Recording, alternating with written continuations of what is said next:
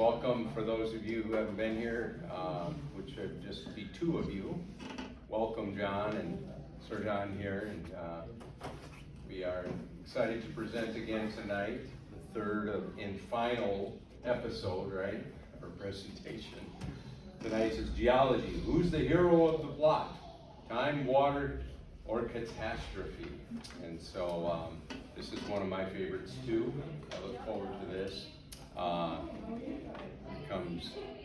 We've got a few more people coming in. He's going to be disappointed. Come on in. Come on, Jojo. Hi, Jojo. All right.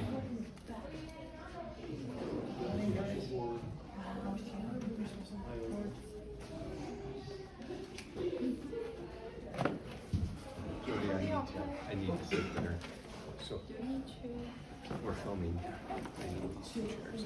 You can leave that there. That's fine. That's okay. All right. And so, anyways, it's been really good the last two nights, and Dave and Mary Jo are walking creation encyclopedias. So, I hope you have some good questions for them tonight. We've been a little light in the question area, but hopefully you guys will have some questions here tonight. And again, this is sponsored by Maranatha Christian Fellowship. And Kevin here is our president there, and he's done a lot of work to help make these talks happen. And we just believe it's really important to do them because the only thing they teach on this campus is naturalism. And what that means is that every one of you here is simply an accident. That means you weren't pre-planned. That your life just exists by chance. And we don't believe that. I'm obviously a pastor and I have a biblical worldview. And I believe that everyone is fearfully and wonderfully made by God and in the image of God. And the only thing is sin has distorted that image. And Jesus came back to restore that image and to redeem our lives from sin and death, and so that we can possess eternal life and actually know God, because that's what the Bible says eternal life is to know God. And so anyways, so we don't believe you're an accident, and we believe that it's very important, at least 3 days out of the year, that we can really challenge the idea of naturalism. And I think the first presentation that Dave and Mary Jo did is a very powerful one because it speaks of design. And one of the things we did, we're doing this creation devotional with our family. And one of the things it talked about today was how your stomach lining is basically regrows itself like every 30 days, was it? Yeah, I think it was. 10? Every 10 days, your stomach lining regrows itself. And then, what was it? Your skin completely regrows itself every 30 days, right? And then I think your liver has the ability to actually grow. 25%. It'll actually, It can go back to 100%. do it. And then what were some of the other things that could grow that we talked about? Oh, the fluid around your brain. The fluid around your brain that goes down in your spinal cord. Every Yeah, all these amazing once a things. day. What's that? I think it was once a day. Yeah, once a day. So there are all these amazing things, or bones. Bones was the one thing, that your bones completely replace themselves with 10 years. in 10 years. Your bones completely replace themselves. Now, how does your body know how to do that?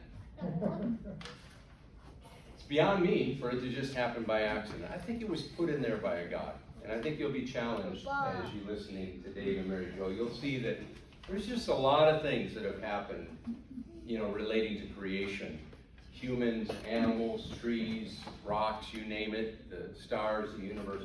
It just can't possibly be there by accident.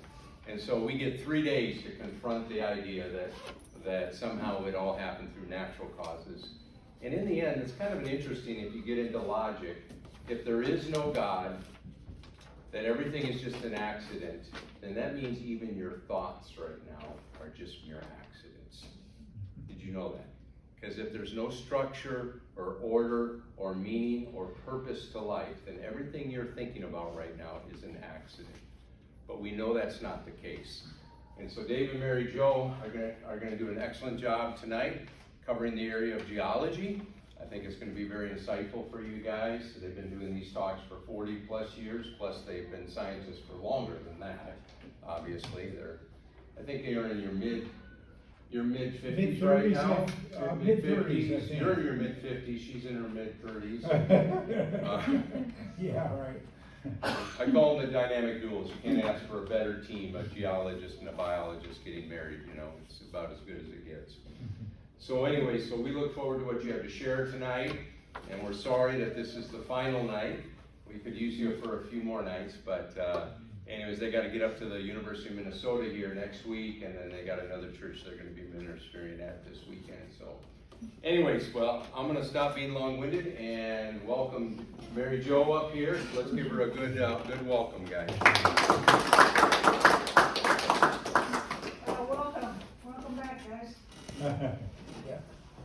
This talk tonight, you may find a little bit different than what you would hear in a normal geology class. I know when we first heard this information, it kind of blew our minds, actually. And I remember we were up in Alaska, and first we found that little book we told you about, 5 Cents, Evolution, the Fossils Say No. That got us started thinking. We started researching, and those of you that were here last night picked up on that fossil lecture. That was one of the first things that got us started thinking, because I always thought the fossils were the best evidence for evolution. And come to find out, nope, there's a lot of problems for evolution in the fossil record, and it's better explained by a creation model. Now tonight what we want to do is take a look at, was that flood that's described in the Bible, is it really true? After we had already become creationists, we had a pastor up in Alaska that said to us, don't you just see evidence of the flood all over western Colorado, where we're from? Well, we were polite, we didn't laugh in his face, but we went home, we laughed, we thought that was just ridiculous. He believed in a worldwide flood, he believed in Noah and the ark and all those animals. And we thought it was really kind of funny, actually. But you know what happened? The next time we got back to western Colorado, we went out in the desert, and you know what we saw? Everywhere we looked, we saw evidence of catastrophic flood geology. Now, what do we mean by flood geology? Well, there's floods on the earth right now, right? Some of you have been following the news. You're seeing the evidence of the flooding in Florida this week and a couple weeks ago up in the Carolinas, right? Tremendous damage. And that's a small local flood compared to a global flood, right? What do we find from flooding? We see evidence of tremendous amounts of erosion and moving water carrying all kinds of sediment and sand and debris and rocks. And this one we saw, you know, on the news. You see even the cars being tumbled along in these floods. And that's, remember, a relatively small flood. So we see that flooding can cause tremendous amounts of erosion, and it can pick up a lot of rocks and sediment and carry them from one place to another. And then once the floodwaters subside, what do we see in those houses? A lot of times you see, even in the houses, layers of mud. I don't know if some of you have been in Mankato when there's been a flood here. Have any of you been here? I remember when I was in high school, I grew up here in Mankato, and when I was in high school, we had a flood that, what is it, is it West High over here? Well, we had the Rapid Dam catastrophe happen here where the water eroded around the dam. Okay, yeah. Took out the house, and then they even it didn't quite get the dam store, but the city tore it down because of the damage. But it was pretty significant erosion that happened very quickly because of the rains. When I was in high school, at the high school, the whole parking lot was filled with water. It looked like a lake. And we got out of school for 2 weeks, that was really nice. But we got out to go fill sandbags and stuff and try to save the town, right? Flooding can do tremendous amounts of damage. But as that water subsides, like I said, you're gonna get layers and layers of mud and rock and sediment and all kinds of things left behind. And so what we want to show you, what they will show you tonight, is evidence that there really was a worldwide flood. All over this world, we see evidence of catastrophic deposition of sediment. We see evidence of catastrophic erosion coming after the flood as the floodwaters rush off. And then we see evidence of the sorting of fossils in those layers. I think you're going to find it fascinating. I love this talk. And we happen to live in an area of Colorado where Dave is really happy there's not all this green stuff. Yeah. He can actually see rocks. He'll drive out here and he'll say, oh, that green stuff, it's just covering up all the rocks. But tonight, he's going to show you some evidences of flooding and catastrophic processes that can create that flooding. And so, keep an open mind and enjoy it. From there. Okay, We'll have thank you. time for questions at the end. I was at the Colorado School of Mines one time. That's a engineering type of school, geologic engineering school in Colorado. And we did a presentation, had nothing to do with the flood. And the students stood up and said, "You don't believe in the flood, do you?" I said, "Sure, don't you?" He said, "How do you know to get all those stinking animals on board that little tiny boat?" Well, I said, well, could you tell me how many animals had to go on board that boat? He said, "Well, I haven't calculated that, but I know they couldn't have fit." Then I said, "Could you at least tell me how big the boat was?"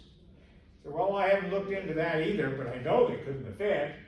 So what you're trying to tell me is that an unknown number of animals can't fit on board a boat of unknown size. That's not too good of a thought. Okay, so what this student is suffering from is he had seen pictures like that of Noah's Ark, Noah and the flood, right? That's what he saw, all the animals cramming on. Of course they're not going to fit, right? We know that. But that, you know, that ark was a little bigger than that? Okay, it's the measurements it's given in the biblical record is 300 cubits long, from this distance to this distance. It turns out that the ark would have been at least 450 to 600 feet long. In other words, that ark would have covered 2 full football fields. Now it's a little tiny boat, and there were 3 floors on that ark. And so there's plenty of room. It wasn't an issue whatsoever in order to do it. So the flood is one of the most documented events recorded in the Bible. Several chapters devoted to it. We also find out that even Jesus accepted the flood as a fact. Almost all the New Testament authors accepted it. So I think it's good enough for me to believe it, if they did, right? So anyhow, but there's also a lot of archaeological evidence as well. You know, when you look at the different cuneiform tablets, etc., papyrus, you find out evidence for that. Mesopotamia, the same flood described in these shards, you might say. The same flood.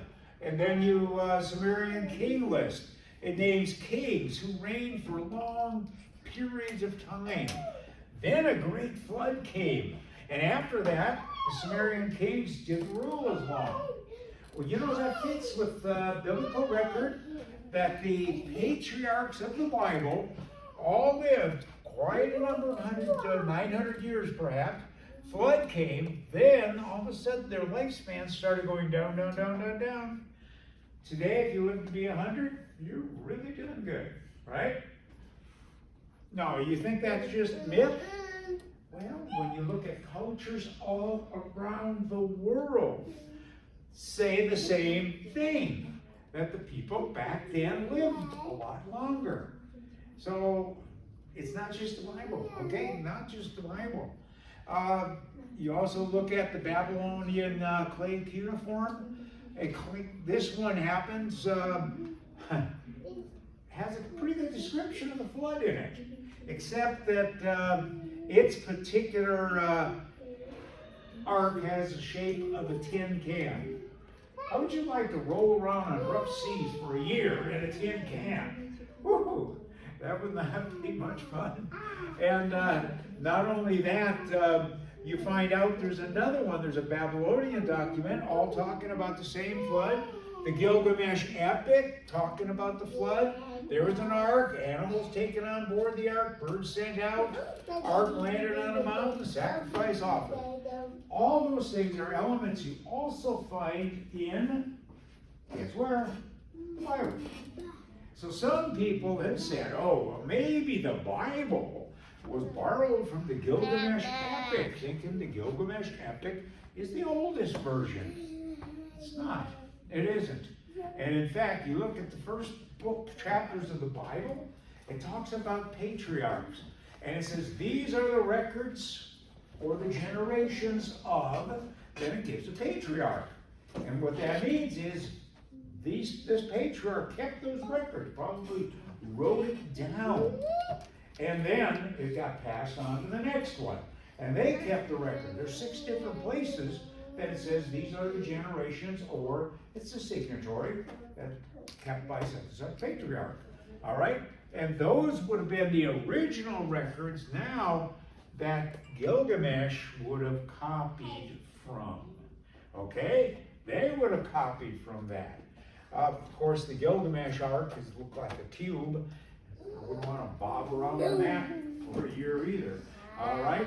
There are 270 flood legends from around the world.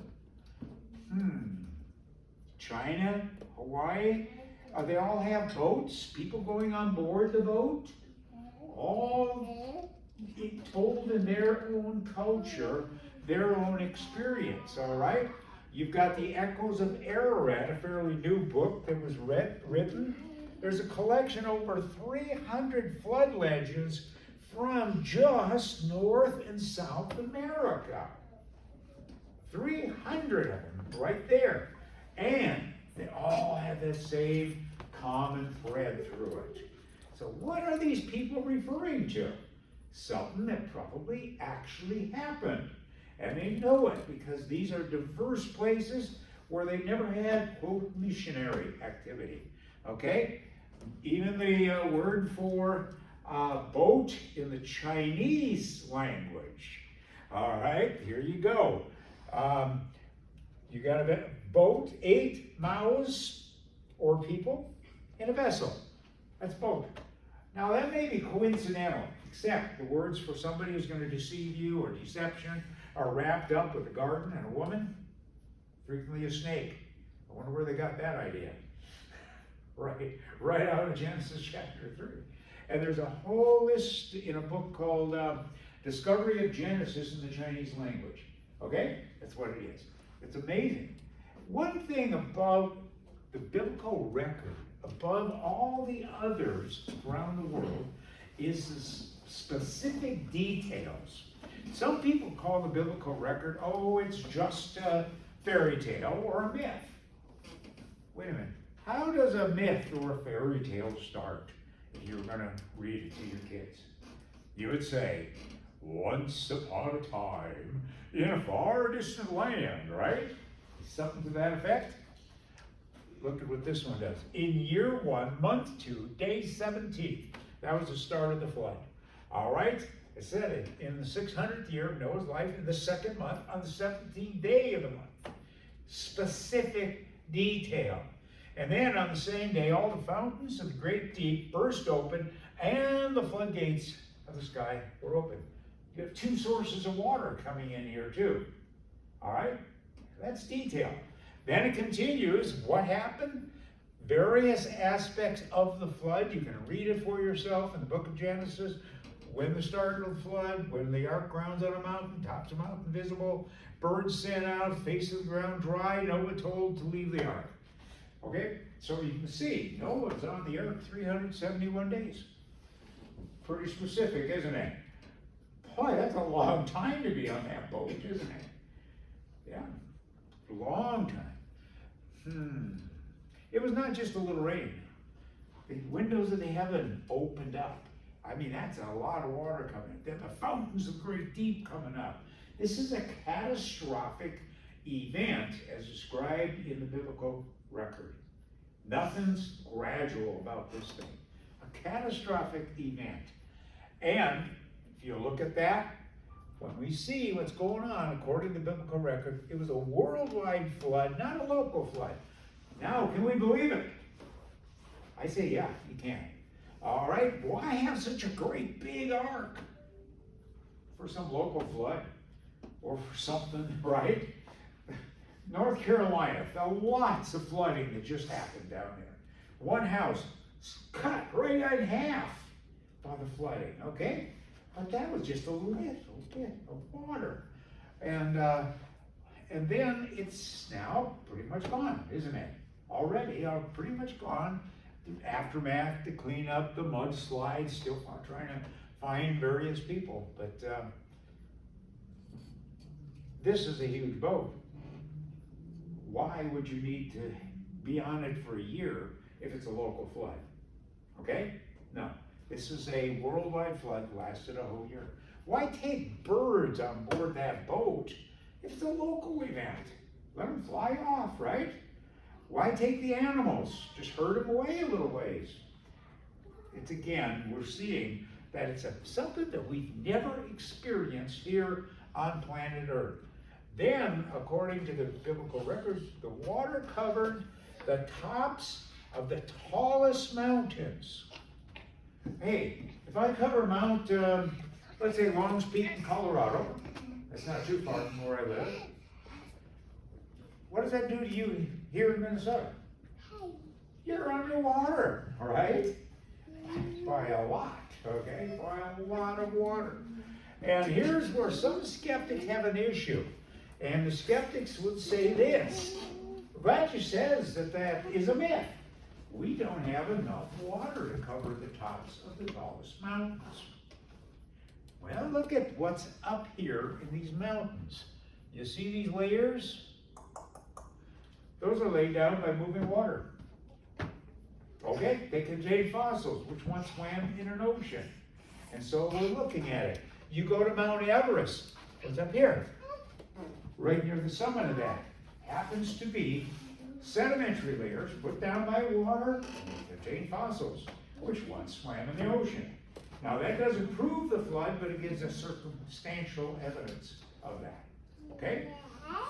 And so, we do know that mountain was underwater at one time, okay? That much we do know. And so do we have enough water to flood the earth?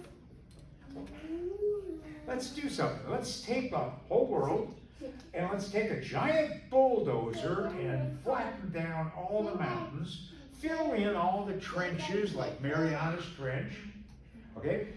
7 miles deep, right? That's a pretty good size trench, all right? Make the whole world kind of like a soccer ball.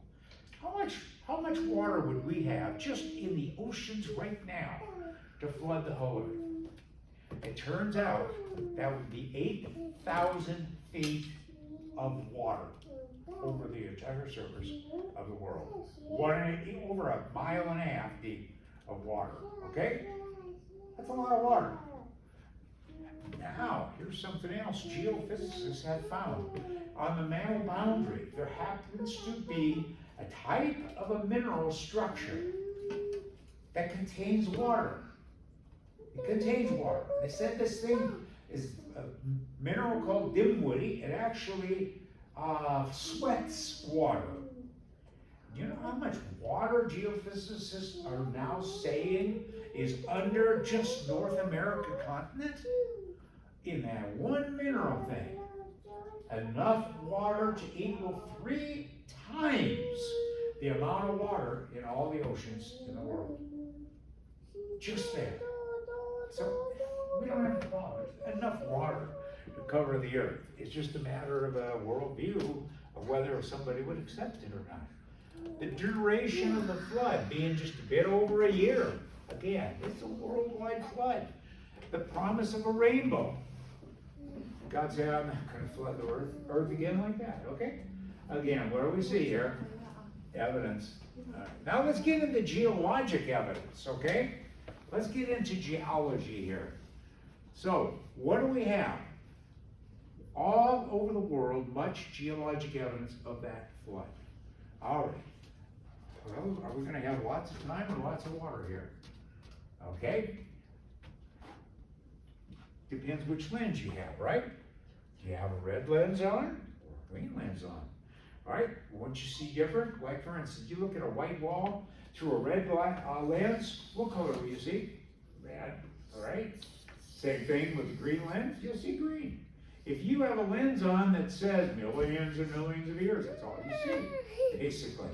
If you allow yourself to think, oh, wait a minute, there was a flood, now you see different things, just like happened to me after somebody said, don't you see evidence of flood all over western Colorado?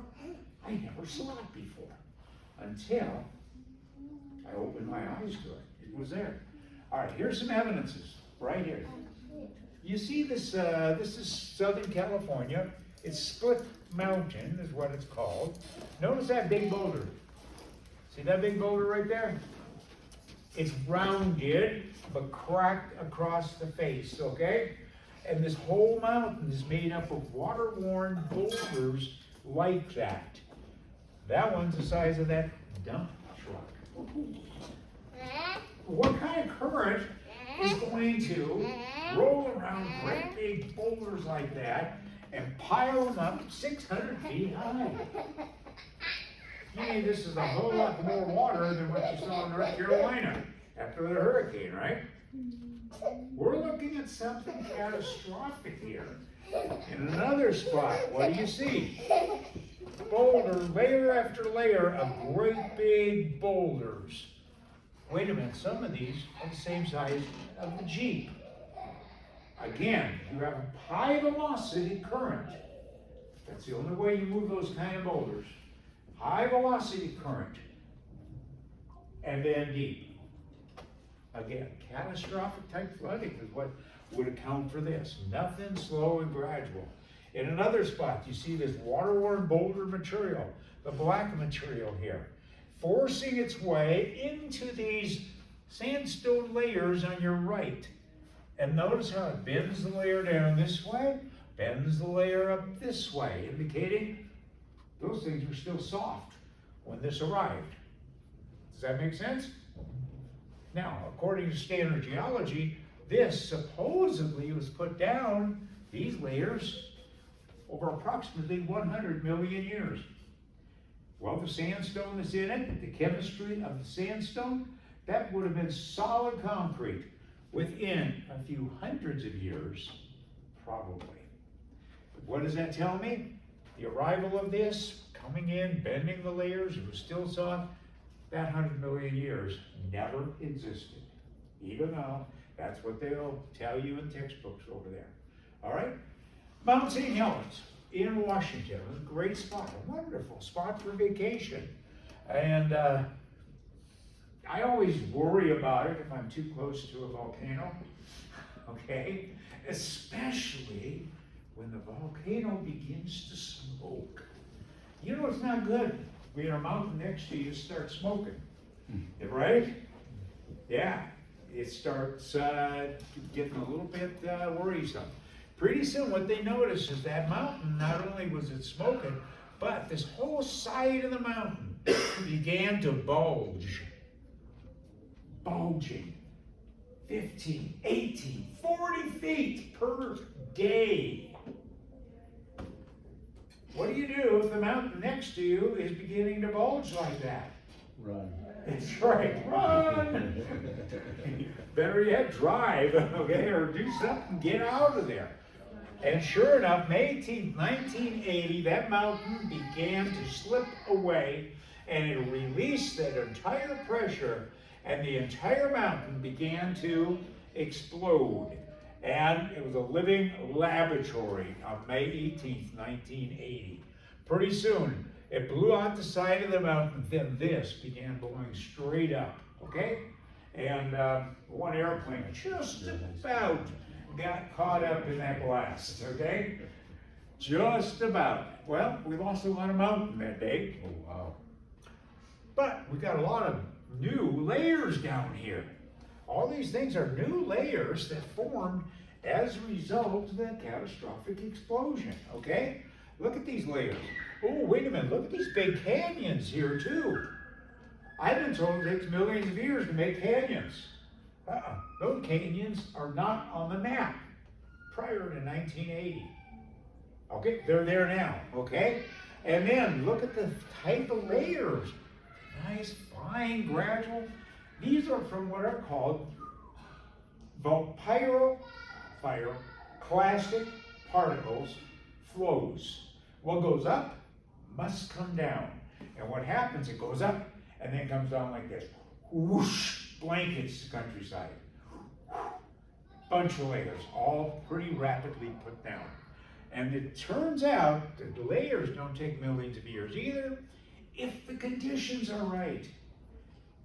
Like they were at Mount St. Helens, okay? I've been at the Badlands National Park, and they'll tell you that it took millions of years to put down those layers. But sir, didn't we see the same type of material, same type of layers deposited in one day at Mount St. Helens? You know what the answer is there? What do you think it would be, Jonathan? The answer. Well, Mount St. Helens was a special case. Well, maybe this is a special case too, right? It might be. So they say, well, maybe, but you can't get this kind of erosion in a short period of time. That takes millions of years. That's not exactly true. We have secondary steam blasts after the initial blast at Mount St. Helens coming up through those fresh layers, and what they did was produce the same type of topography, same Badlands topography as what we were looking at Badlands National Park. It's a quarter of a mile from here to here. So that's one big steam pit. How long did it take to form that? Part of an afternoon. That's all. That's all it took. All right. There's that one canyon right there. It goes for 8 miles back there. How long does it take to make a canyon? Like I said, it's not on the map prior to 1980. And we actually were able to witness the formation of that canyon on video. It's plastered all over the news. There's a catastrophic mud flow that came down and carved out this canyon in one day. One day, okay? Whoever thought that was possible, huh? But it happened, all right. And so here's what National Geographic said about that. You would expect a hard rock canyon. Did you get that word? Hard rock? This was not soft material. The hard rock canyon to be thousands, even hundreds of thousands of years old, says Peter Frenzen, monument scientist. But this was cut in less than 10 years. Less than 10 years. A decade. Wow. Whoever thought that was possible? But there they are. It did happen. Well, you know, Mount St. Helens was just a little bit of water, just from some glaciers that were up on top of there. Think about the water that was involved with a major catastrophe like Noah's flood. Okay? The amount of water there could get major amount of erosion done. You would have huge tsunamis and waves, not just 8, 20 feet high. You could have waves 60, 80, 100 feet high, crashing across the top and surface of the ocean. That'd be easy. Okay, I like taking the students to Bryce Canyon National Park. All this is made up of petrified mud. Mud. When you, here's a principle of geology for you today. When you see mud, think flood. Okay? When you see mud, think flood. Because you'll be right a good share of the time. But Bryce Canyon is a wonderful place to visit. That's not too awful far from where I live in Colorado. All right? A good half day's drive. But anyhow, we love taking students here. This is out my back door almost. This is, again, sandstone. What does that mean? Sand, mud. Think flood. Dave, when my kids saw mud, they thought fun. So what? When they saw mud, they saw fun. Yeah, they saw lots of fun. Play in the mud. Yeah. But what do you see here? We've been taught that the sandstone takes millions of years to form. But when you actually look at it, there's evidence it was water-worn, not wind-blown sand. And not only that, it formed very quickly. And look at this big canyon here. I've been told, canyon must have formed over millions of years. No. Given enough water, it can happen just like that, right? It doesn't take much time. And in fact, there's evidence of a lot more water there. In fact, this is a place at the Colorado National Monument. I live right down here someplace, right down in here. But you can see where there was a lot more water at first. Then as the water channelized, you now have a canyon within the canyon. What is that showing you? It's showing there was once a huge volume of water, then it began to channelize, and you get a lot less water now, okay? That's what it's showing you, okay? A lot of water can do a lot of damage in a short period of time. This is actually at Glen Canyon Dam in Utah. There's a huge lake called Lake Powell dammed up behind it. Goes for 180 miles upstream. It was a reservoir, okay? 2,000 feet deep in some places, all right? And then what happened, we had a flood about in 1983.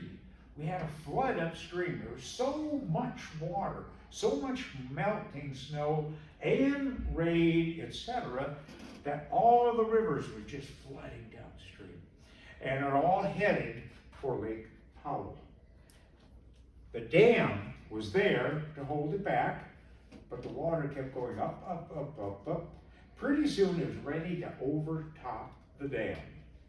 They quickly had to make a makeshift plywood structure on top of that. Otherwise, all that water would have gone over the dam, possibly taking the dam out. During this whole thing, they opened up what they called the overflow tubes. Now, these tunnels were made into the sandstone. They were actually 3 feet of concrete lined with steel. Pretty tough. There's no way that's going to erode, right? Well, within an hour or so, with all that water coming through, look what happened. It cut through that concrete, cut into the sandstone, and made about a cubic basketball court of erosion before they were able to shut the overflow off. They had a second overflow. Fortunately, the second overflow held, and they were able to get through the flood stage. That was really touch and go for them. They thought this was going to all collapse and all that water is going to go down the Grand Canyon. Wouldn't that be a neat raft trip down the Grand Canyon when this huge lake broke? You wouldn't survive it, I'll tell you that much. Okay, let's go to Dry Falls in eastern Washington, okay? This one is way on the other side of the United States. But now, look at this. There's a lake in here. Why do they call this Dry Falls? Because at one time they were saying there was a waterfall here. You say, what do you mean waterfall? That's as flat as a pancake across there, right? Where's all this water? Well, they started looking at it, and pretty soon they noticed something and associated these shorelines of an ancient lake at Missoula, Montana. See these lines? These were shorelines. And now they realized there was a big lake that would have covered a good share of Montana here. That would have been at least 2,000 foot deep right here, probably dammed up by a glacial ice dam. That lake would have had so much water in it that it pushed up against that ice, and finally broke through it, and then all of this huge lake suddenly collapsed downstream. Wow. That was been a wild ride as well in a raft when that happened. But again, that's a lot of water collapsing. And at that point, from horizon to horizon, there would have been a wall of water going downstream. A wall of water. And 700 feet deep. And that's a long ways away from that dam. That's a lot of water. When it did, I can't even draw a picture of it, by the way. It carved out great big channels here. So you see one of them right here.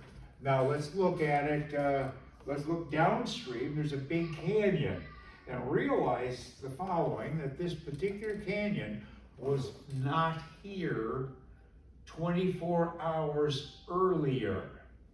All of a sudden, all that water collapsed. You can see the channels. And this isn't just one spot. There are 100 at least of these channels all over eastern Washington from one big flood. Okay? From one big flood. Now, this particular canyon is, just so you get the perspective of the whole thing, that whole particular one is approximately 6 miles wide.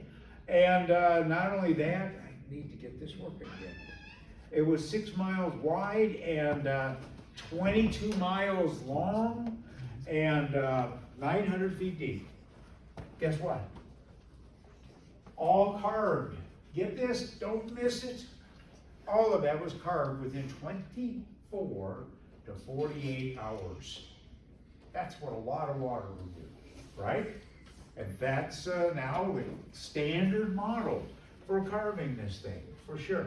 Here's another channel. Look at this big plunge pool. Here's a waterfall. Do you realize this is about 60 meters tall? Or 180 feet, let's say? That's a pretty good sized waterfall. But when you look at the size of the plunge pool, you say there's a lot more water going through. How much water? Well, let's look upstream here. You notice where the water comes from, but look at these hills. Do you realize those are rounded? Water flowing over the tops of those ridges. Okay? Water. You see gravel deposits all the way through here. Again, from what's called the Missoula flood. All that water is going downstream. And then when it did, it carved out this big canyon. It's 1,300 feet from the top to the bottom. Okay, 400 meters, 450 meters. Okay? Pretty deep, isn't it? 24 to 48 hours. I just showed you 2 of 100 of those particular channels, okay? You look downstream from what the one was, and now you see boulders, some of which are the size of a house. And look at all these big boulders here, the size of vehicles. If you drill down in this valley, those boulders will still be found grounded. These were where the water just dumped all of those boulders. Okay? They dumped all of the boulders, okay? All right, let's go to another spot. This is in Utah, not very far from where I live either. What are those called? Boulders. All right, those are boulders, okay? And they're up on top of the ridge. And you look at that and say, what are they doing up on top? There's a big canyon on this side, a big canyon on that side. That means there was a huge volume of water going down there. You go to we go into Idaho, and you see, wow, look at those boulders, huge ones, some of which are the size of a Suburban, okay? This is our friend Alan Diane's Suburban. Look at these boulders. Water depth had to have been 500 feet above these boulders at a high velocity. And now they associated and they figured out where that has come from. There are some shorelines of a lake hundreds of miles away. Hundreds of miles away. You know where they are? Salt Lake City, Utah area.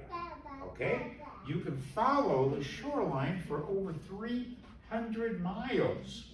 That's a big lake. That lake would have been about 1,000 feet deeper than the present Great Salt Lake, okay? Which means this, that a good share of Utah was covered by this big lake. So this would be the Great Bonneville Lake right here. Utah is about the size of Montana, or excuse me, of Minnesota. This is a big lake that covers 1/3 the whole state of Minnesota, wouldn't it be? Suddenly it catastrophically rained, boom, carving out great big canyons, etc., downstream, like the Snake River Canyon. Now, we see big waterfalls left in the aftermath, okay? Big plunge pools, a lot more water. And the boulders that I was talking about at first, size of the Suburban, up here on top. Again, we're looking at now, according to the signposts there, this canyon was not here prior 30 days before the collapse of Lake Bonneville. Okay? Standard geology now. You have a lot of water carving out great big canyons in a very short period of time. Now you know why I say, all that ugly green stuff covering up all the good geology around here, right? When you see it, where you can actually look at it, you see these evidences of a flood, don't you? Dury's a geomorphologist. He says 95% of all the rivers and streams in the world, are what are called underfit streams. That means the present channel cannot be explained by the amount of water that's in there right now. Can't be explained. That's what they're saying, okay? And you need a lot more water, and that's 95% of all of them. Okay, let's go to Siberia. There's a flood up in Siberia, went through the Altai Mountains, and basically what it did was carve out great big channels and mountain ridges and what? Big ripple marks, etc. They say it's 10 times bigger than the Missoula flood that cut Dry Falls, Palouse Falls, and all those. More water, more damage. Look at what it did to the countryside. Totally changed it in 1 hour. That's all it took. Wave Rock in Australia. Again, you can imagine the water rolling out for that, but it's bone dry today. Goes for 7 miles across here, okay? Which is over 10 kilometers, right? That's a pretty good size formation here. Again, evidence of a lot more water going down through there. What I'm going to try to say is this. To carve canyons, and when you look at canyons, time is not the hero of the plot. It's the conditions. If you have a lot of water, you can get the job done just like that. It doesn't take millions of years, does it? And we notice that even when we have local floods, like in North Carolina, right? We noted that. So was Darwin wrong when he was on the Beagle? Well, he saw 2 things. Number 1, he saw volcanic layers. And he said, oh, volcanic layers must have taken eons of time to form. No, we saw the same thing happen with Mount St. Helens in 1 day, okay? Now he said, well, they took a boat up this particular river called the Santa Cruz River in Argentina, and basically they took up the boat. He said, oh, it must have taken eons of time, grain of sand by grain of sand, to carve this river, the river to carve this channel through this bluff. Guess what? He missed a few things. He missed seeing huge boulders. Boulders. He missed it entirely, okay? When he would have seen it, the bluff that it cut through, going up to the top of that bluff, you know what you come to? Boulders, the size of automobiles, okay? Now they realize there was a big lake that collapsed upstream, that whole area carved out just like that, okay? That's what they now notice. Okay, so what do I see here? I look at something like this, and I see evidence of the flood. I see evidence at least of the flood or the aftermath of the flood. This is at Canyonlands National Park. Okay, Canyonlands. Again, look at these huge canyons. Do you realize if you were to measure the distance from where I am standing to take this picture to that other side, it's 18 miles across there. 30 kilometers roughly, just rough, okay? Real rough, okay? Wow, that's a long ways across there. It was all carved out. That was a lot of water, wasn't it? A lot of water. To me, in a very short period of time. Oh, okay. Well, then you get all of the carving of the Grand Canyon, etc. The standard interpretation, it took millions of years of gradual erosion to carve the Grand Canyon. Okay, that's one theory. But what if you had a lot more water? What if there's a giant inland sea above that? And in fact, there's evidence of shorelines of the lake over here. I found evidence over here of the shorelines of a lake. Around Mesa Verde, you see that. All of a sudden, all this water, and it takes about 10 hours to drive from here down to here.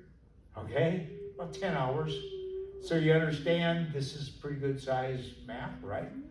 This lake would have been bigger again than the Missoula Lake. Been monstrous. Okay, so now what would happen if all of a sudden this uphill split, or the water overtopped that hill, cut it down? Then all that water comes down through the Grand Canyon, and you're going to have huge boulders downstream. Okay, do you remember that first slide I showed you with a boulder the size of a dump truck? 600 feet? That's right downstream from this. Smoking gun, isn't it? Very likely a catastrophic flow just washed this whole thing out. That's what I'm looking at. All right, possibly weeks, maybe even days to carve the bulk of the Grand Canyon. Boy, is that a different shift, isn't it, than what you've ever been taught. And that's true. Okay, here's another canyon. This is about an hour away, hour and a half away from my house in toward Montrose. This is called Black Canyon of the Gunnison. If you jump from here, I don't recommend it. Try to land in the river.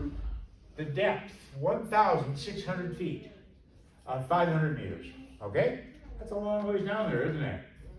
Okay, now what carved that canyon? Was it that little Gunnison River carving that canyon? I'm going to say no. Nope. This is what's called a tear fault. Or what happens is there's a huge earthquake on something that's fairly level, and then all of a sudden, crack like that because of huge earthquake. Now, when an earthquake occurs like that, how long does it take to carve the canyon? Minutes. Minutes, okay? Now the Gunnison River, which used to flow clear around this area, gets trapped, now takes a shortcut. That's what happened. As near as we can tell, that's what's going on. Sierra Nevadas. I was standing over here looking at the Sierra Nevadas. I started noticing something. That looks like a water channel over here. That's a water channel. So I climbed down this right here. When I climbed down that, I found, yeah, there's evidence of a little bit of water down there. But then I started noticing the basalt was totally eroded and sculpted by a lot more water. Okay? A lot more water. And so there's a catastrophic flow going through there at one time. If you do have a catastrophic flow, that flow has to stop someplace. Usually at the ocean, right? Usually there. Or at the lowest spot in the United States, which happens to be Death Valley, California. And there you see one of these flows, boom, all of it was deposited like a cement slurry. Because it's not just water. Originally, it's water when the dam fails, right? Then it picks up the gravel, it picks up the rocks, it picks up Volkswagens and trucks and cows, and now it's all going downstream, right? It's a cement slurry, wet, but cement nonetheless, traveling at 65 miles per hour.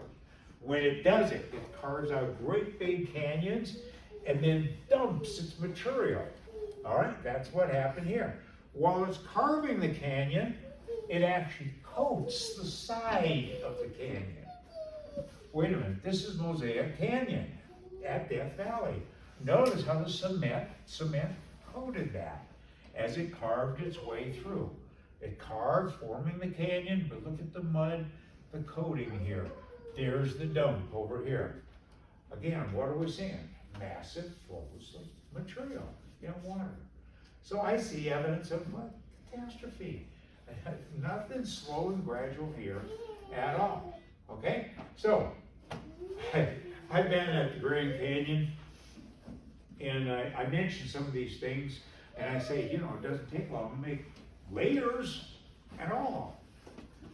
You know, the ranger says, oh, but we know those layers are millions of years old. Well, how do you know they're millions of years old? His answer was, at that time, all of those layers here have been dated by radioactive decay dating methods, and these methods are extremely accurate. I knew better than that, okay? I said, sir, are you aware that there isn't a single layer from here all the way down to the bottom, just the inner gorge? There's not a single layer that you can date by radioactive decay dating, because these layers contain the wrong kinds of rocks today. He thought about that and said, oh yeah, you're right, I forgot about that. Okay? And then I said, well, you can date the rocks, how do you know they're even accurate? Okay? You're always dating a rock that you don't know the age of. How do you know if you're right or wrong? The only way is to date something of known age, like a recent volcanic lava flow that built up within Mount St. Helens that erupted in 1980. Okay, so there was that. They decided to date that volcanic lava. They should have gotten, at that time, 30 years. But they got 340,000, minimum to 2.8 million years, and it just happened. Okay? Same thing happened in New Zealand. Again. And then they also have another volcanic flow in Hawaii. They saw this happen. They know exactly when it was. They dated it when it cooled at 3 million to 1 billion years old. Something's wrong, right? Something's wrong. What's going on here? Okay, so I mentioned this to this geologist ranger. He says, no way, your data's got to be wrong. I said, well, here it is. Check it out. See what you find. And then I even mentioned that there was a recent volcanic lava flow on the rim of the Grand Canyon. The lava flowed down into the canyon, blocking the river, and that should give you a very recent age, right? He said, yeah, that's what it does. I said, no, it doesn't. In fact, every time they dated that volcanic lava flow, they've ended up with dates at least as old and up to twice as old as the rock layers underneath the entire canyon. Something's wrong, right? How could that be? He said, no way. That can't be right. So here's the information. Study it yourself. Then I said, oh, I'll be back. I was back the next year. I saw the same ranger at the canyon. I asked him the same question. You know what he said? Oh, you again. He said, I found out you're 100% right with what you're saying. Then why is he giving the same ranger talk, right? He said, well, they found out there's a good answer to that problem you brought up. What's that? Now get his answer. Tell me if you like his answer. He said, it has been shown that these dating methods are not accurate on recent events. Indicating you're okay with old ones, right? I just asked them, think about it. If these methods give you horrible results on rocks of known age, how do you rely on them to give you accurate results on rocks of unknown age? Yeah, no answer for that whatsoever, right? No answer. Anyhow, well, if there was really a flood, wouldn't you expect to see mass burials? Yeah, you do too. Look at all these clams dug right out of here. Interesting thing about these clams, they're all old. If you've ever been on the beach, what happens when a clam dies? Shell's open. The fact they're all closed tell you they were buried rapidly and they didn't have a chance to even open, okay?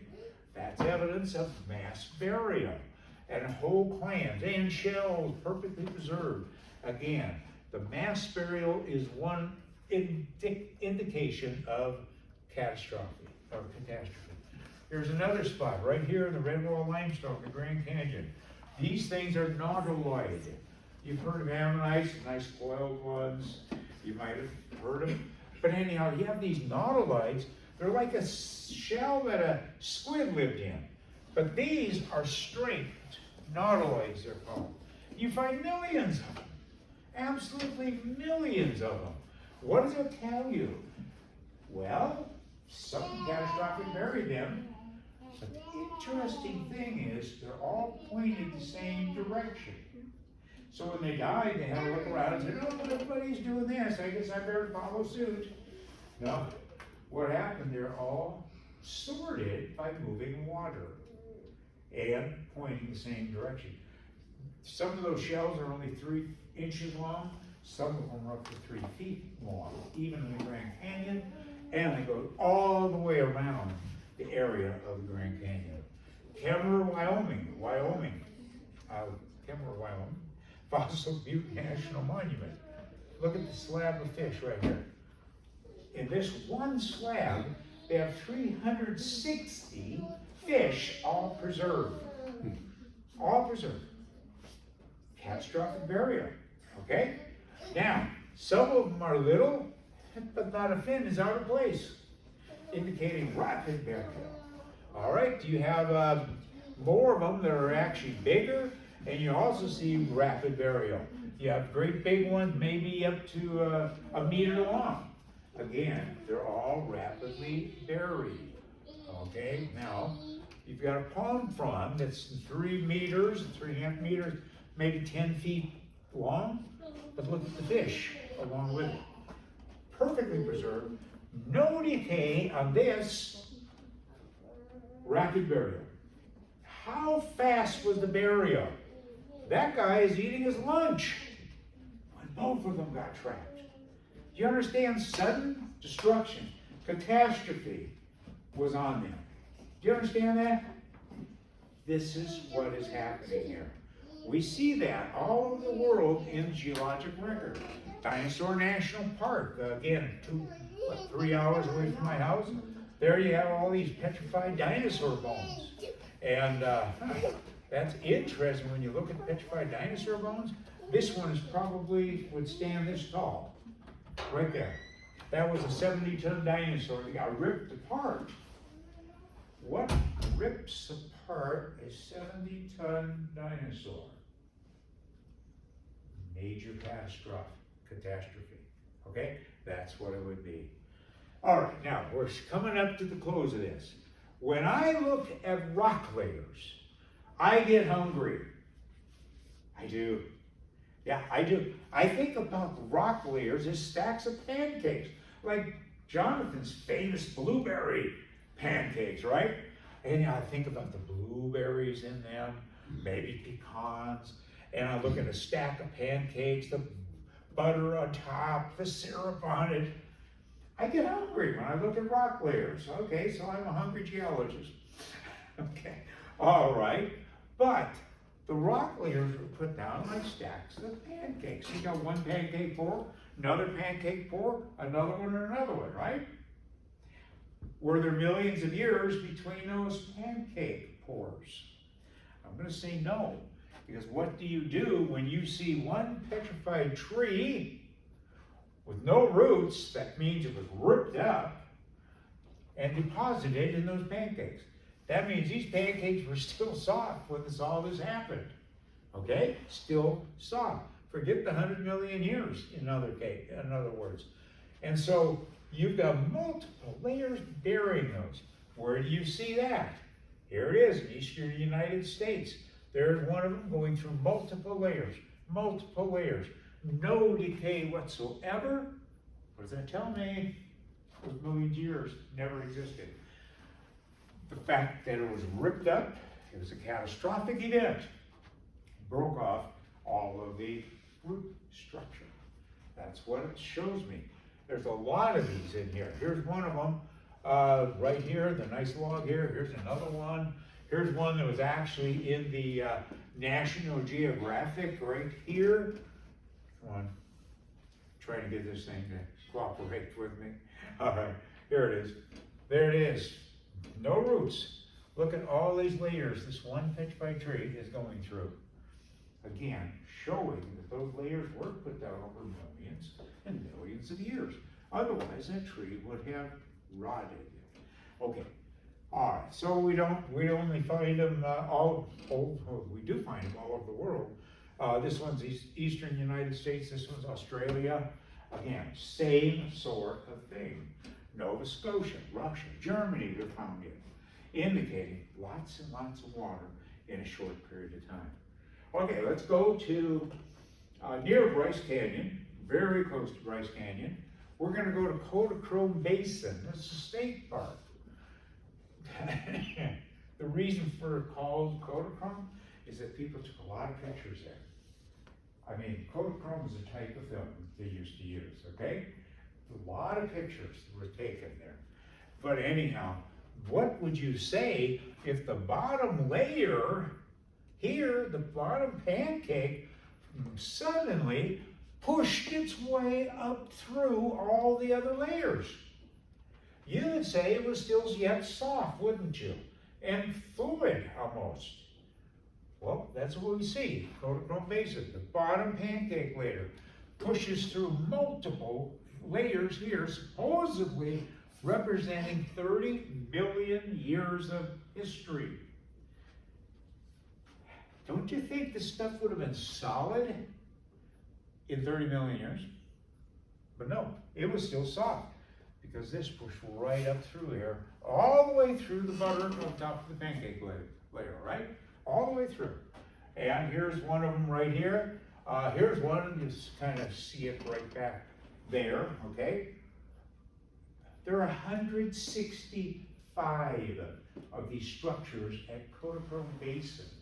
And I love taking students there. So it's so obvious when you see the bottom layer cutting through here, like a tube of toothpaste squeezed out through all of those layers, that it says those layers were not put down over 30 million years, period. It just doesn't happen that way. All right? All right, so when we look at all that kind of stuff, it's talking about lots of water. Short period of time, things were still soft, okay? All right, now, here's an interesting sandstone layer right above that arrow. This is near Colorado Springs. Here is basically a Pikes Peak granite here, and then there's a big crack between it, where now you go from unconsolidated material to layers, one layer after another. Now, it's called degreed unconformity, but the sandstone layer is rather intriguing, right above it. In different parts of the country, it has different names, but it's the same pancake ore. Same one. Where else do you see it? Near the bottom of the Grand Canyon. You see the sandstone, same sandstone layer, but look at the big blocks of rock in there. Whew, what does that tell you? This is catastrophic flow to give you movement of blocks like that. Huge velocity in deep water. But the top 8 sandstone doesn't stop at the Grand Canyon either. goes all the way down into the Mexico. Here's the Grand Canyon up in here, all the way to the eastern seaboard here, all the way across the United States, through Canada, and then north of Greenland. Do you realize how big that pancake is? That's a big one, right? Huge pancake. And everything in one. Was that flood local or maybe continental or worldwide? It could have been, right? We see the same thing of massive limestones. One of my favorite one is basically near Colorado Springs, and you see the layers got pushed up on end. Pikes Peak Mountain rose up.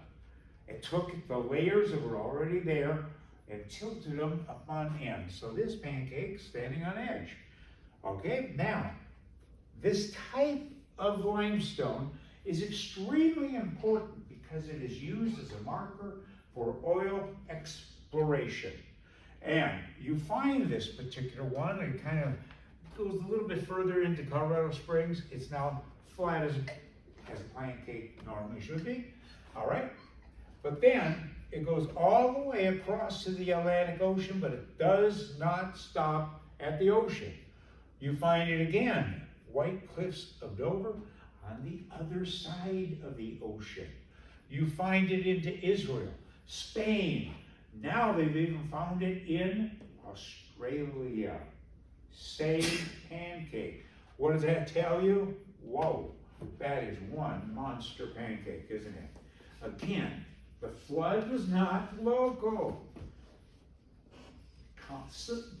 Many continents involved, worldwide. Okay, so let's conclude here.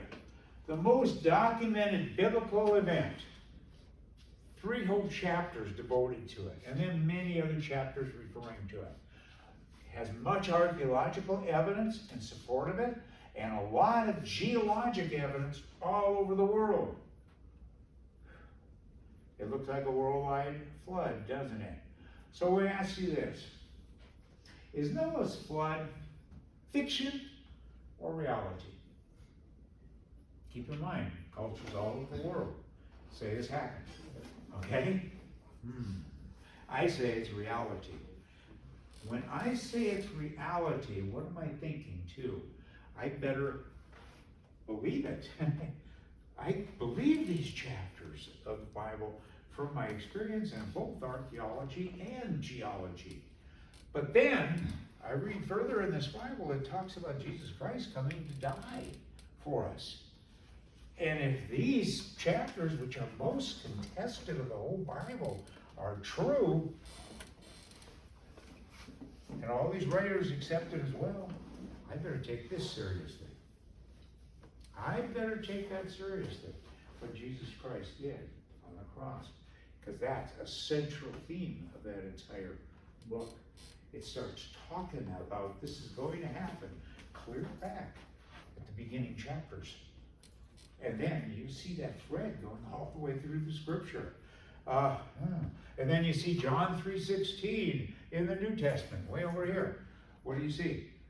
For God so loved the world, he gave his only begotten Son, that whosoever, that's you and me, right? That's all of us. Whosoever believes in him, in Jesus, shall not perish, but will have everlasting life. John 3:16. That's part of the thread. So what I see is what happened in Genesis about the flood, what happened in all these other chapters, all point to the reality of this and the reality of Jesus Christ. And so, as a geologist and archaeologist, I have to take this seriously. I really do. I really have to take it seriously. And I encourage you too to do that. So, in other words, discover creation, but don't worship it. Don't worship creation. Worship the God who created it. Okay? Over to you, Jonathan. Well, thank you, Thank you Dave. so much. Now you see why I get excited about geology these days? You know, Yeah. I can honestly say, I could never get excited about boulders till I met Dave, and all of a sudden, like, boulders just come alive to me. We used to do this, we would do this thing in, Boundary Waters, when we go up in northern Minnesota, the reserve up there, you can only get in by backpacking in and canoeing, but there's a lot of boulders up there on the hills. And so what we would do is we'll go up there, let's do some boulder rolling. And so we would break those things loose and watch them roll down through the woods, smash into trees, and then end up plunging. I mean, you get some big ones like this, and then plunge into the water, and you just pray no canoes are coming by at the moment when you're doing that. You better believe it. Anyways. My brother almost got caught under one of those boulders. He dislodged himself in Colorado. Wow. And he almost got crushed by it. Okay, well, I'll be more careful next time. Yeah. All right, well, that's great, Dave. So does anybody got any questions for Dave or Mary Jo tonight? I hope so. Any questions tonight? Go ahead. Another question. So, it seems like I'm maybe not too familiar with the geography of the United States, but it seems like there's only canyons from what I see from like the western side. How come there aren't really any canyons formed on the eastern side? Because they're covered up by all that horrible green biology. There are canyons. Some of them are fairly flat. Canyons are formed more when you have topography. And that's where you have the same velocity of water will cut down inmate canyons. But we have canyons in Georgia. You've got, that's a, you know, you have big canyons there. You've got, you have some minor canyons right here in Minnesota, don't you? And Mississippi River Channel, big, broad, but it's a great big floodplain is what it is. Missouri River, etc. And you've got rolling hills. Jonathan could probably tell you the time he was driving down the road, we're heading for Minneapolis, and as he's driving, I say, "Hey, look, Jonathan!" Great. I got assaulted. Look, Jonathan. And what do you have? Big rolling hills. You know what was at the base of those rolling hills that they used to say were just silt deposits? Gravel deposits. So the original control was, the reason for it was flood. Then it backed up, and the silt was put down on top of it, forming those same ripples from the flood. So So I was Jonathan, trying to point it out to him, but I think he was trying to realize he almost had an accident because of this. no, Jonathan and I were having this wonderful theological discussion, and Dave's going, "Look at those rolling hills. Do you see those ripple marks, Jonathan?" Look at those. John had a question here. My question is more so on the logic of like the other societies around the world knowing about the flood. Yes. Yeah, so like technically speaking, the flood happened like fast, so everyone died, right? But not everybody. People on the ark, Except, yeah. and then they propagated all these different, people spread out. They kept their stories with them. So after the earth was knowledge of the repopulated, flood. after the earth was repopulated Thank by you. Noah and his family, okay? Okay. So then they were all still gathered in one spot, okay? But then there's the Tower of Babel. That's when the languages were confused and everyone was scattered out all over the earth, you see. And so everyone had knowledge that, you know, of the flood then, after the earth was repopulated. And then you had the Tower of Babel where they were building that to reach high into the heavens, and then God confused the languages. And then they, even though they could no longer communicate with each other, there were all these different people groups that were obviously established. Then they carried the story with them. But one of the things that was always interesting, the closer you got to the mountains of Ararat, the more accurate it was to the biblical story. Isn't that true? I think so. Yeah, and then the further you get away, it gets a little more strange. And told in their cultures. The Hebrew culture too, they recorded, they kept journals and they recorded this. And so they had the more detailed account, Like and Noah's as the account. others spread out, you know. Have you ever played that game called Telephone? Yeah, that's kind of what happens, you know? The further that people spread out, they got some of the things got mixed up a little bit, but they had the same basic understanding that there really was a flood. Yeah, what are those Chinese characters that are very interesting? Maybe you could comment Yeah. on that. I did mention it Did today. you mention it? Yeah, I did, yeah, I did. There's a Back book the called book, Discovery of Genesis in the Chinese language. And in the very characters themselves in the Chinese language, maybe you can verify that the word for boat is 8 mouths in a vessel.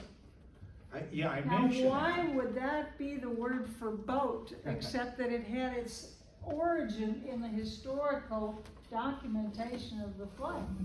8 people, 8 mouths on board a boat. 8 people survived the flood according to the biblical record. Noah and his wife, his 3 sons and their wives. That'd be a really interesting book, you know, for you to go ahead and take a look at. I actually have that here. I forgot about Do that. ya? Okay. Yeah, the hidden story of Genesis, Chinese language, and so here are a couple of the characters and what they mean, and here it is. They even have the Garden of Eden. Let's see here. Garden, Yeah, woman vessel. and snake. There it is, That's vessel, You should eight, get one of those. mouth, both. So here, yeah, definitely. Okay. Yeah, and we have some Chinese here that can verify this. Yep. There's also an interesting one too. They have a character, and this is phenomenal. I mean, just the character for create. And it's interesting, this is it right here, create. And it has dust, life, mouth, walking. So man's created from dust. God, from his mouth, breathed life into man, and he began walking, you see. And that's all in the Chinese character for create. How did that happen? You see, they had knowledge of the flood. They had knowledge of creation, because they were all at one time together. And Is then it the there's, deceiver? Is it? That's- Yeah, yeah, then deception, etc. here's the other character, is the word for tempter. Yeah. And it has secret, man, garden, life, devil, trees, cover. You see, and so they had in ancient China, they had knowledge of the creation, the fall of man, the flood, and that's in their characters, their Chinese characters. And so, I've anyways, had people verify that as well, Pretty fascinating, because isn't it? I don't speak or write Chinese, okay? Another But question. you can take that with you if you Got want. another question? Yeah. Yeah, go ahead. Do you guys have any comments, like what are your views on dinosaurs? I have a whole lecture on dinosaurs, but I didn't give it, this week, okay? But on dinosaurs, you touched on dinosaurs last night. I used to hunt dinosaur bone, looking for dinosaur fossils. We got that. When I was 13, 14, 15, 10 years old. And I found the, couple of different dinosaurs by the time I was 13. One an Allosaurus, another one a Stegosaurus, okay? And, anyhow, I compared everything at that young age with what I was finding with what the book said. And I was gonna become a paleontologist specializing in dinosaurs. And I found out that dinosaurs were real creatures, okay? Cultures around the world had pictures of them that look just like what we have for pictures in museums, created museums from the fossils. But they also had another name for those things. See, dinosaurs is a rather modern invention of a word, but they had the word behemoth, that was a biblical term. They had a word leviathan for dragon, as well as water-going dragons. But it looks like for years they called all those large reptiles dragons, whatever they were. Now, dragon means large reptile. Okay? That's what the actual definition is. And so I believe that people actually saw those things. They drew pictures of them. They had all kinds of amazing stories about it. They became a nuisance. They got hunted by people because they were a nuisance. We've got a gentleman by, or the Sir Arthur, what's his name? The Dragon Slayer. Okay? Somebody by the name of the Dragon Slayer, he was called. He killed a whole bunch of different dinosaurs. All the pictures that we see of him with the dinosaur, what they call them dragons, were known dinosaur types from the fossil record, okay? And so we're saying that perhaps they were driven to extinction after the flood by people who were afraid of them, okay? So we believe they were on the ark. They actually were. I think they were. And you didn't have to have fully grown ones. You could have young ones on them, you see, and so, anyway, so they began to repopulate in the earth. And one thing about reptiles, Dave and Mary Jo of course know this, is that actually reptiles can keep growing given they outgrow their predators. You know? Right, exactly. They keep growing as long as they live, just like modern lizards do today. Lizards will keep growing as long as they have plenty of food supply and plenty of room to run. And snakes will do the same, okay? That's why you might, I hate to tell you people this, but that's why you might find a 50-foot long python. They're big. As long as they have enough food and enough people to eat, whatever they're gonna eat, they'll keep growing. It's called So when were they- indeterminate growth. When were they created? Go ahead. When were they created? According to the biblical record, When were dinosaurs what day? created? Creation week. Bible says what? God on the first day, he created what? Said, let there be light, right? Second day, he separated the waters above from the waters below, created the sky in between. Third day, created the dry land and the plants. Okay. Fourth day, sun, moon, and stars. Fifth day, all the creatures that live in the sea and in the air. And day 6, it says he created the animals that walk on the land, all the land animals. And so where would the dinosaurs live? Where would a great big Tyrannosaurus or a Apatosaurus, where do they live? On the land? Land? So what day were they created? Day 6, right? That means people saw them. According to the biblical record, when were people created? Day 6. Same day, day 6. So people and dinosaurs, we believe, according to the biblical record, lived together. And there are some indications in the fossil record of dinosaurs and people together. But you see then they would multiply and grow until the time of the flood. And at the time of the flood, God brought the animals to Noah and to the ark, 2 of every kind of the what was called the unclean animals, by 7s of the clean animals. Those are the ones that would be used for, sacrifice and for food. And so on the ark we would have dinosaurs, but 2 of every kind, not 2 of every species, 2 of the basic long-necked ones, okay? Which have the propensity to diversify, for sure.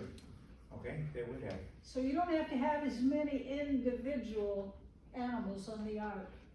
And there have been some estimates as far as people would say, well, there wasn't room on the ark for all those animals. Yeah, you can do the figures, and yes, indeed, there was plenty of room on the ark.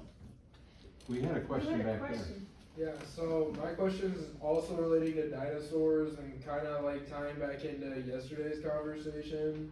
So I know you guys are saying that there's like evidence of people like coexisting with dinosaurs and like hunting dinosaurs, you said, but is there like any evidence that people ate dinosaurs like as food? We had only surmised that. I don't know that there's anything that I know of people eating dinosaurs from the biblical record. Not directly, Okay, not yet. yeah. We'll see. That's true, you might, I mean, who knows, you might be the one to go discover these We'll see. fossils. it's I might. possible. I might. Yeah, that's gonna be a historical research, is what it's going to Did be. you show them the picture yesterday though, of the dinosaur bone and the? I did not show of the one thing that my third year of, on the college, at the college at Colorado State University. Basically, somebody brought into my hometown of, across the mountain from Grand Junction, Colorado, a peculiar fossil. It was the backbone of a dinosaur, but it had an arrowhead stuck in it. Oh. All right, that went on display at a rock shop in Grand Junction for quite a while. But when I heard about it, I said, I don't have to go look at it. That's for sure, it's a hoax. Because I was totally convinced of evolution at that age when I was in college. And I never bothered looking at it, you know, why bother, you know? And my dad looked at it, who was a skeptic himself, and he said, guess what? It looks genuine. Al Look, who's a local paleontologist, said, it's genuine. Maybe it's an alligator backbone, but it didn't explain why it was found in the Morrison Formation, where you always find the dinosaurs, okay? That was in that particular layer. And, but I totally ignored it until after I became a creationist, from starting with that book that she was talking about, Evolution, the Fossils Say No. And so I, at that point afterwards, I said, I wonder about that fossil that was brought in that I ignored. So I went to that guy that had the rock shop. He was quite elderly by this time. And I said, what about, you used to have that fossil. Oh yeah, I remember that fossil. Everybody was quite interested in that. I said, I'd love to see it. Where, do you still have it? He said, oh no, I sold it a long time ago. To whom? He said, well, I don't keep track of everybody I sell something to. Okay, seems like the guy was from Florida. Well, that's a long ways from Colorado. There was my dead end right there. Had no clue who might have bought it, so, anyhow. But all I do is use that, because I didn't get to see it. I have a graphic that I use of what was described to me, and, but I never saw it, okay? I never got to see the thing, and now I wish I did. But I was just too close-minded back then, I really was. See, his bias kept him from even going to look at that fossil. Yeah. Because he already said he Yeah. can't. And that's my area that I wanted to go into, right? Originally. Now, don't they have, is it Siberia, where is it that, I mean, you could still potentially smoke some mammoth meat, you know, they Well, have. that's mammoth. Those aren't dinosaurs, but yes, Yeah. mammoth. But, They yeah, feed them to the sled dogs all the time in Alaska. yeah, they were frozen in the, Hey, glad you came. Thank you. All right. Thank you. Yeah, okay, thank you. All right, Yeah. all right. We'll see you guys. see you. Bye now. Thank you. Uh-huh. Okay, more questions? Yep. Yeah, just going with the dating method for the rocks, with the Mount St. Helens, right? Recent volcanic lava dome. Yeah, that's right.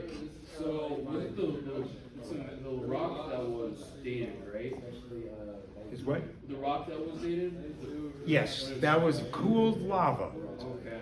So then wouldn't that technically be magma since it's cooled into a rock, right?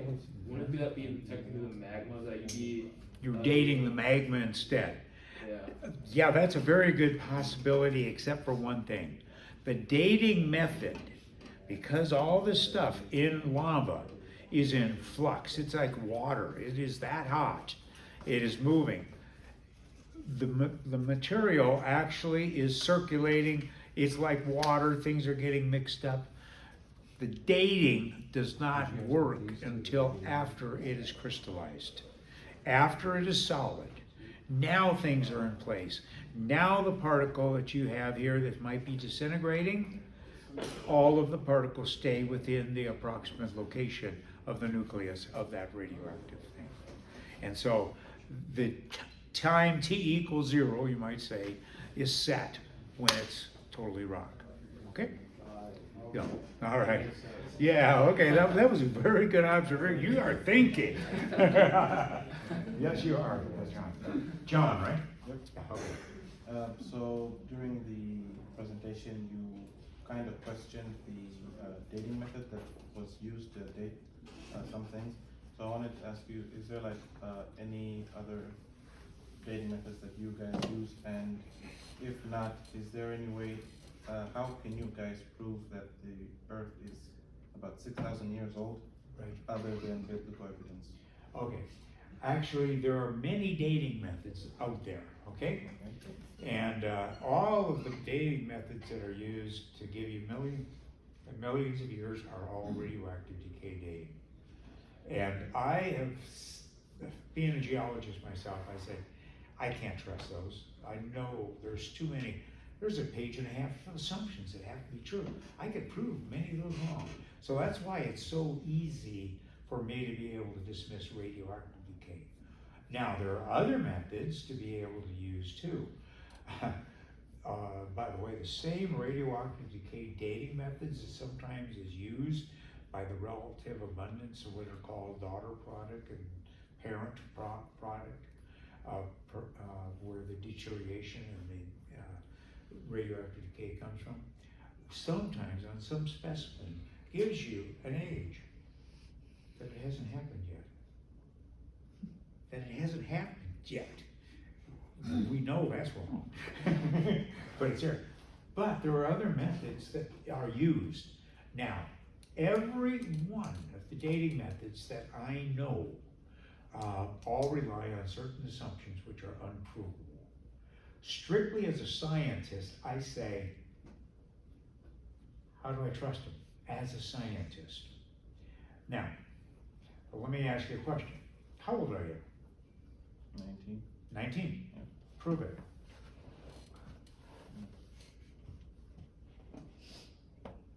How would you prove it?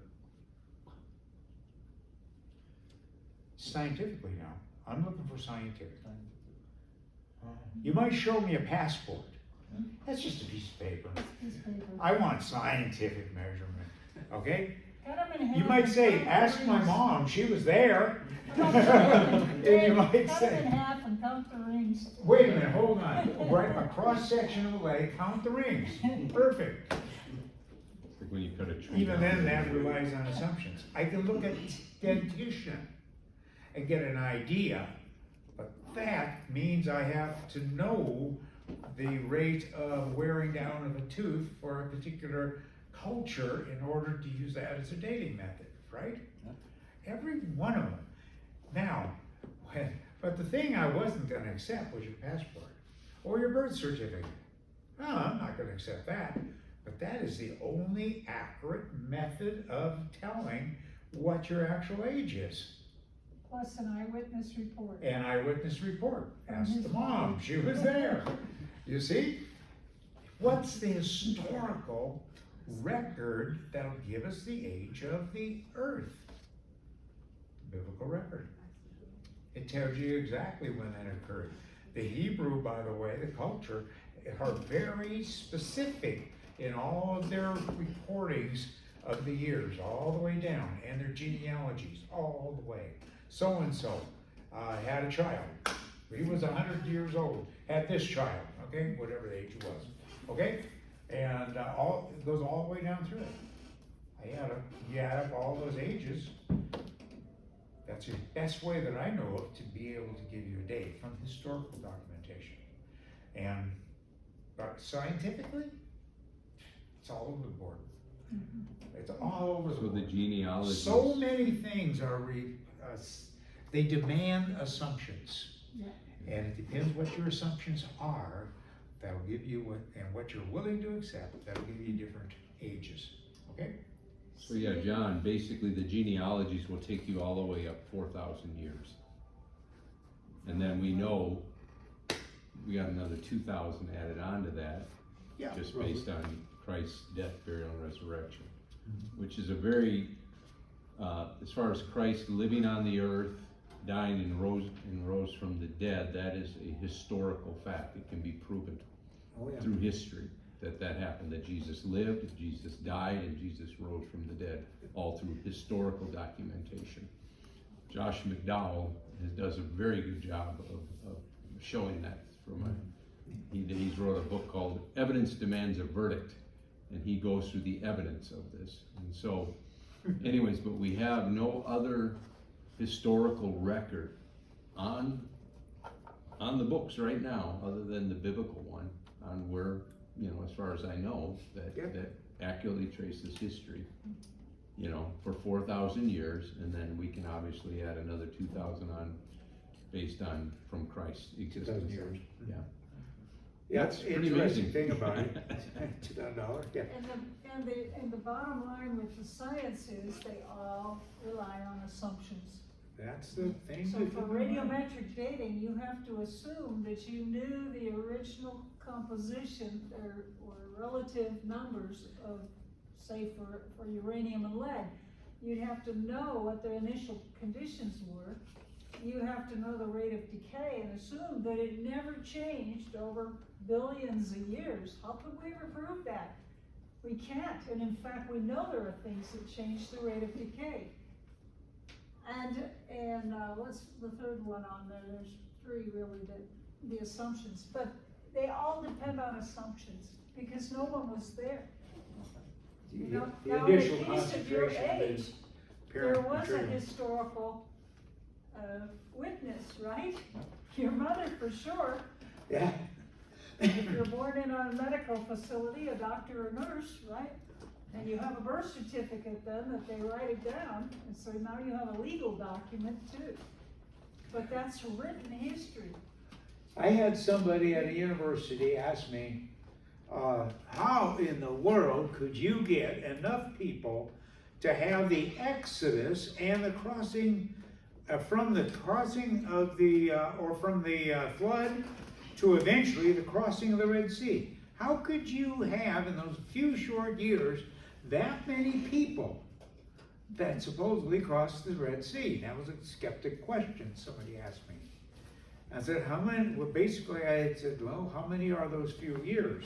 Well, not that many is what they said. Well, okay, so I did some checking into it and some worked on some mathematics that I had done before, but I had to refresh my figures, okay? What we're talking about.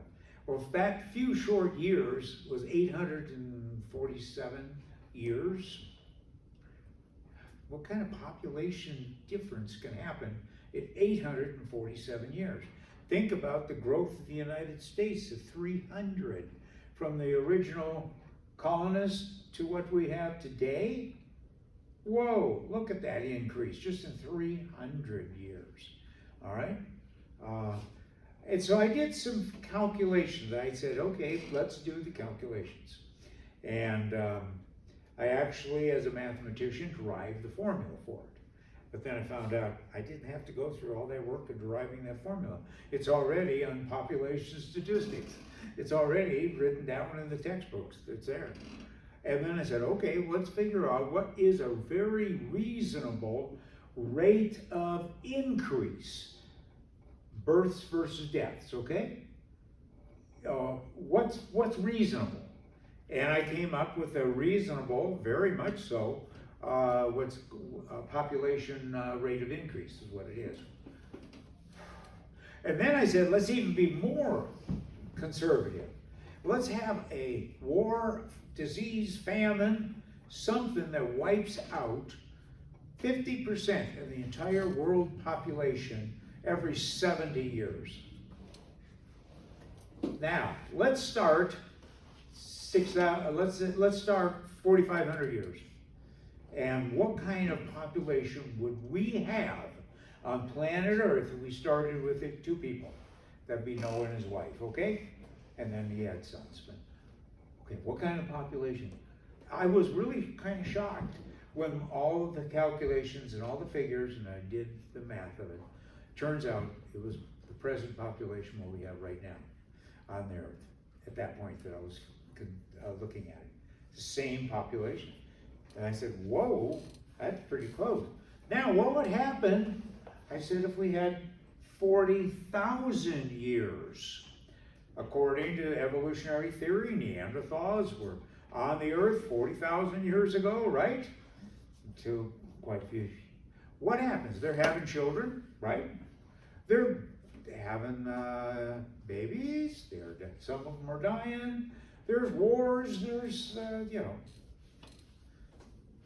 what would be the population on the earth after 40,000 years? We would have people covering every square foot of planet Earth. Not only that, but they'll also be standing on each other's shoulders, all the way from here halfway to the nearest star in our galaxy. I said, time is deep trouble for evolutionary thinking. I mean, just that's only in 40,000 years. If they're talking about millions of years, it doesn't work, okay? It just doesn't work. But using very conservative figures, you can get the population of the earth starting with biblical numbers, okay? Very easy. And by the way, this earth has a carrying capacity of lots more people than we have right now. You hear, oh, we're overpopulated. It's not the case. And in fact, an awful lot of countries today are underpopulated, and the birth rate is so low that you can't even replace the population. And so we hear from the evolutionary naturalist kind of worldview that we have way too many people, but that doesn't hold up when you really scientifically look at it. Yeah. By the way, this gentleman that wrote the book Evidence That Demands a Verdict, Josh McDowell, when he wrote it, his original research, he was actually going for his law degree, and he was going to write a dissertation in his law school how the Bible is false. He's going to disprove the resurrection. What? Originally, he wanted to disprove the resurrection of Jesus. Yeah, he was going to disprove the resurrection in a court of law. That's basically what he was going to do.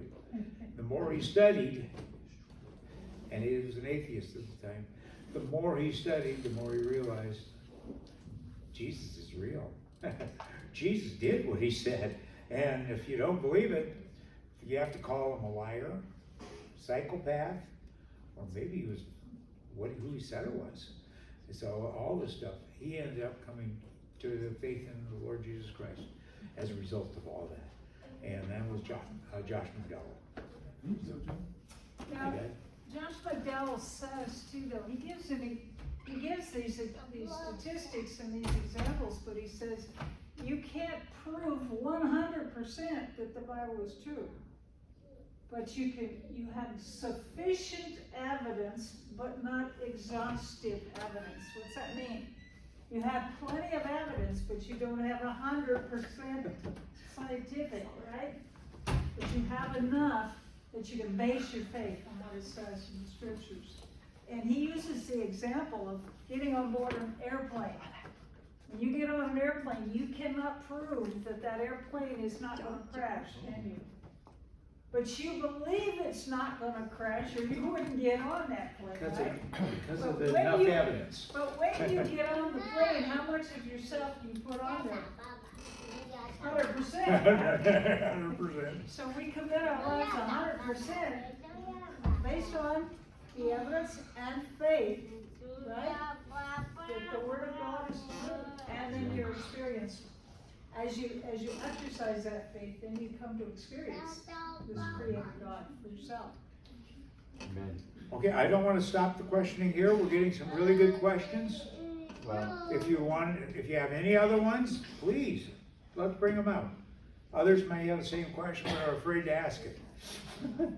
But there's no fear here. I have no Okay. This one is more like on the followings of the Bible, right? We see like in the Old Testament, there's a lot of, I like to consider it more like extreme ways of like dealing with sin. For example, prostitution or adultery required to be stoned to death, and Jesus came and abolished that.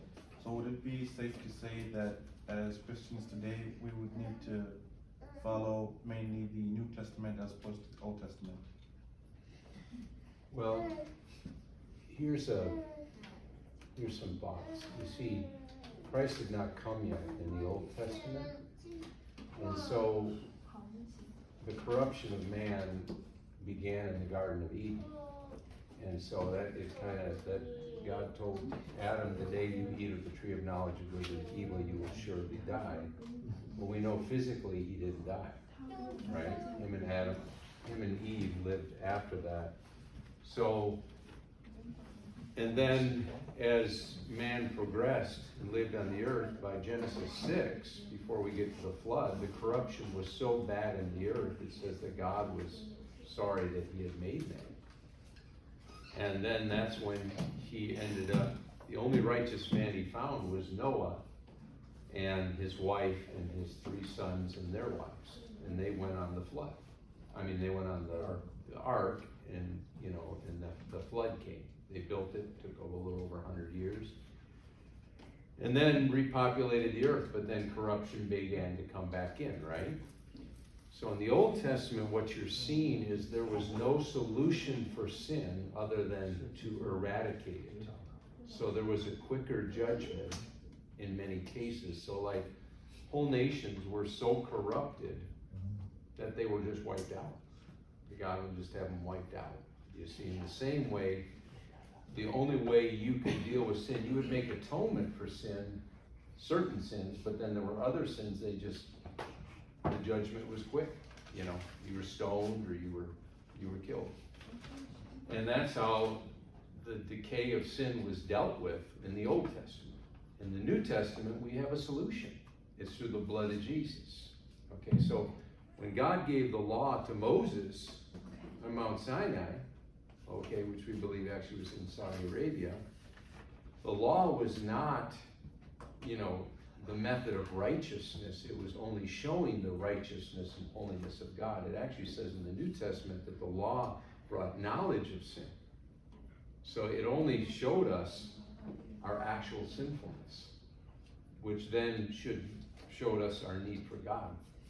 So anyway, in the Old Testament, you just see the only way God could deal with sin in many cases was eradicate whole nations or people who were corrupt. But in the New Testament, it's different. In the New Testament, you become a new creation. When you get born again and you surrender your life to Christ, God says in 1 Corinthians 5:17 that he makes you into new creation. The old things pass away and the new has come. Praise God, we're no longer under the law, because under the law in the Old Testament, if you disobeyed your parents and dishonored them, you could get stoned. If you committed adultery, like you said, you could get stoned. If we were doing that today, a lot of us would have been stoned. I committed adultery in the sense that Jesus said, if you just look upon a woman and lust after her, you've committed adultery in your heart. So that would take out most men. You see, but what Jesus did is he got down, he went from the external action, because the Old Testament is based on the action, whereas the New Testament's based on the heart, the motivation to the action. And that's why Jesus said he'd give us a new heart and a new spirit in Ezekiel. And so what you see is just the contrast of the old covenant versus the new. The old covenant was based on the law, and the new covenant is based on grace and mercy through the blood of Jesus Christ. And Jesus' blood inaugurated it. And so now sin is eradicated. Now in the Old Testament, when they made sacrifices, it only covered it. It never removed it. But in the New Testament, through Christ, in his atonement on the cross, it says he was the once and for all sacrifice. So he died literally for all the sins of the past generations and the future generations and the generations right now. So he died, he took the literal punishment the rightful weight for every wrongdoing, every murder, every lie, every word of gossip, you name it, the sin, adultery, fornication. He took the weight, in other words, the equal weight for each one of those punishments in himself. It became sin for us.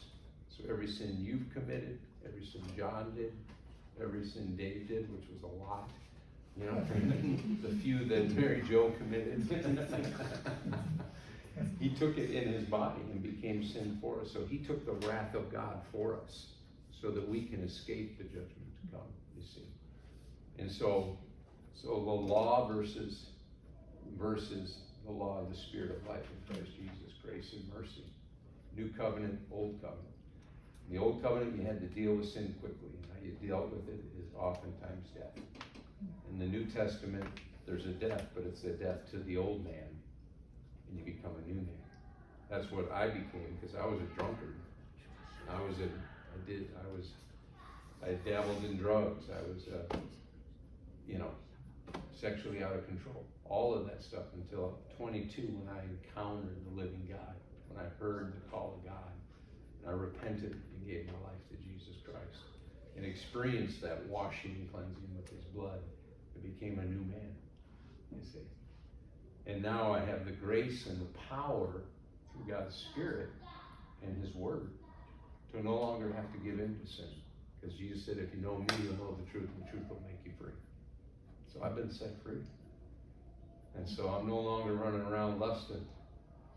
I'm running around loving, man. And the devil's defeated. He's a loser. And, we now walk in the power of God's Spirit and have the authority of God's Word and the authority that He gives us to use the name of Jesus to push back the forces of darkness. And so we're loving it out here on this campus because we're seeing lives change for the gospel of Jesus Christ. And that's why we do this stuff. And so that people will ultimately get saved and begin to walk with their Creator. But we got to answer a lot of questions before we can get there. So, well, it's great, guys. Well, hey, hang out, talk to these guys. Sure. They're not going anywhere. They're going to sleep in tomorrow morning anyway. So, appreciate it. Thank you, Dave, Mary Jo. Thank you.